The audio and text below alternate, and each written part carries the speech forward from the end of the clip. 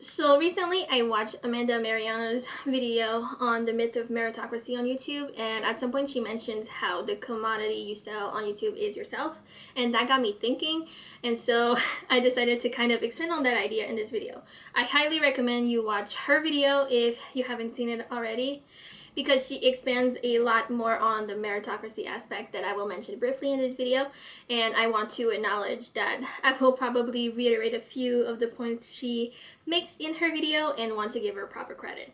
So her video will be linked in the description box below, as well as in the cards somewhere in the right corner of the video. So today I want to explore the relationship between the ideal of meritocracy we subconsciously often live by and how it applies to content creators on social media platforms like YouTube, Instagram, and TikTok.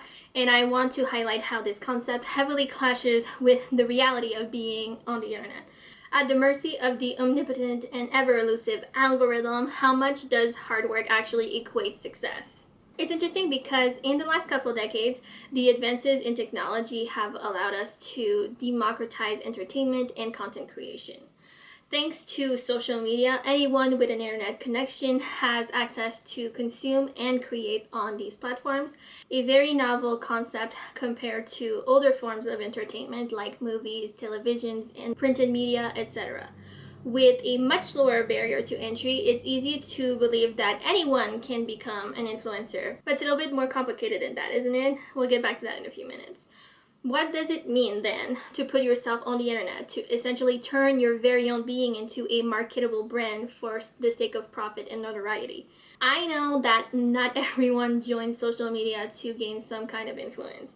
I mean, most people are perfectly content being passive or engaged users, only consuming content without producing any of their own.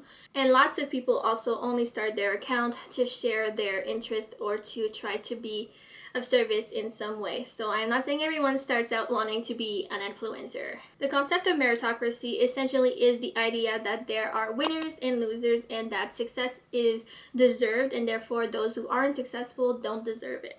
I was introduced to that concept in philosopher Michael Sandel's TED Talk, The Tyranny of Merit. He also wrote a book by the same name. His work mostly focuses on the political aspect of it and the dynamics between elites and working people.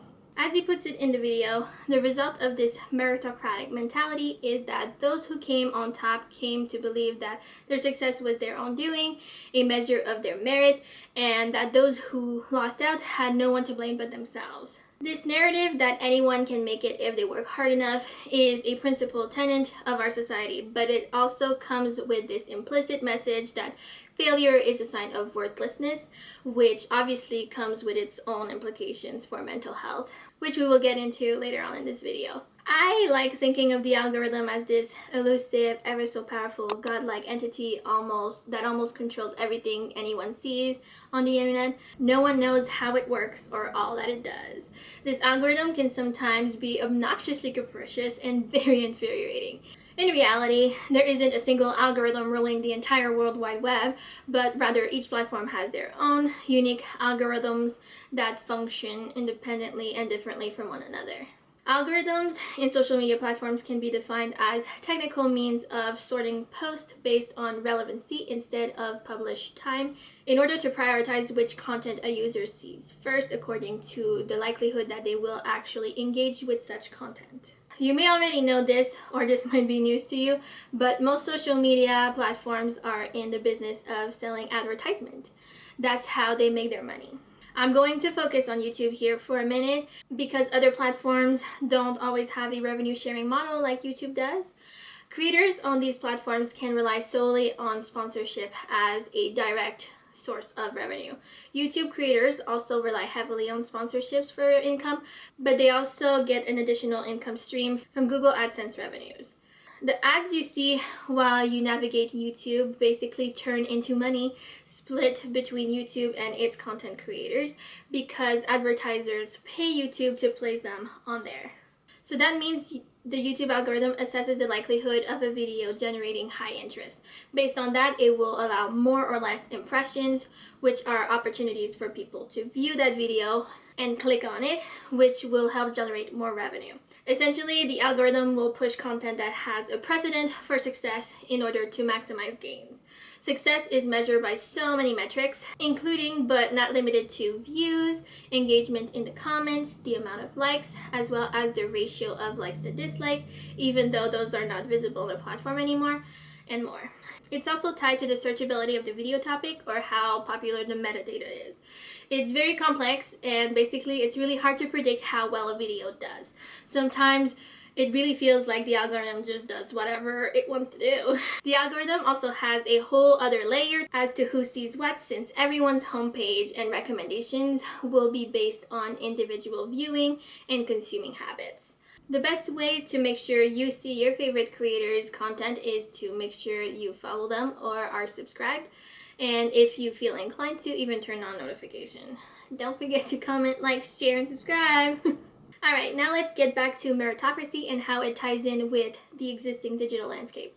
First, obviously a certain amount of work is required to create content online, but clearly with the complexity of the algorithms, a lot more goes into it. There is also a certain amount of privilege that is needed, or at least helpful in being successful on social media platforms. A very notable example is being conventionally attractive, or what people often refer to as pretty privilege these days. Being technologically literate enough to navigate these platforms is an essential. A non-negotiable commodity is also having time and the financial ability to afford creating content.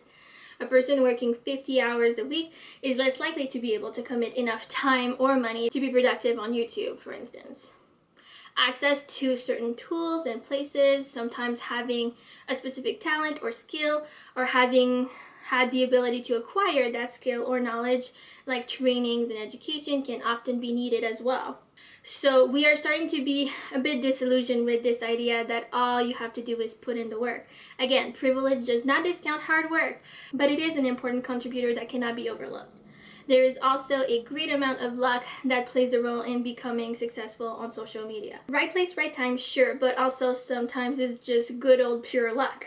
As Amanda mentions in her video, sometimes the videos that do better aren't doing better because you worked harder on them. The effort to reward ratio can be highly variable.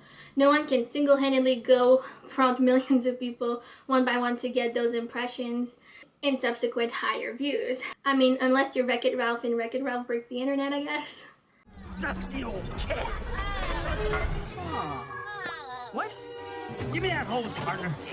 You know you love me. Give me those hearts. Here we go. Give my video a heart. That's it. There are two main layers to your self-commodification as a content creator.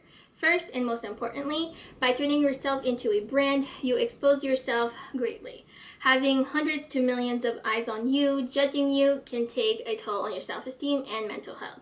There is going to be a lot of pressure to keep up a certain appearance, and your self-worth can become intricately intertwined with your success. And if you fail to succeed, it can create a lot of doubt. It can also create unhealthy and often unavoidable cycle of comparison. Why them, not me? All of which can be very demoralizing. I have my fair share of experience with this, having been on YouTube for over 10 years and going through several niches without ever being very successful. For sure created a lot of uncertainty and confusion. I have myself experienced the why them not me sentiment numerous times. There can also be a very real risk if you ever face controversiality, whether it's on purpose or accidentally. Falling into the middle of a controversy and getting canceled can be deeply traumatic. To be honest, I don't keep up with mainstream drama, so my references might be pretty random, but we've seen the Stauffer family a few years ago basically have to disappear off the internet after a very controversial failed adoption story / rehoming of their adopted autistic child. The internet really went after them, and people were very vicious towards them. And I'm not here to debate if it was justifiable, just pointing out the inherent risk of sharing your life on the internet to a large audience. Similarly, and more recently, Nikki Phillippi and her husband faced massive backlash for choosing to end their dog's life. I am again not going to discuss the reasons in here, but she has been very candid about her experience being cancelled and how it has affected her mental health.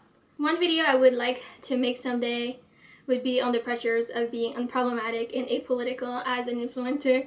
Let me know if you would be interested in that. Another important layer of commodifying yourself on social media is the financial dependence that will often come along with success. When a content creator or influencer decides to make their gig their primary source of income or their career, there is a new pressure to keep up with the success in order to be able to provide for themselves and sometimes their family.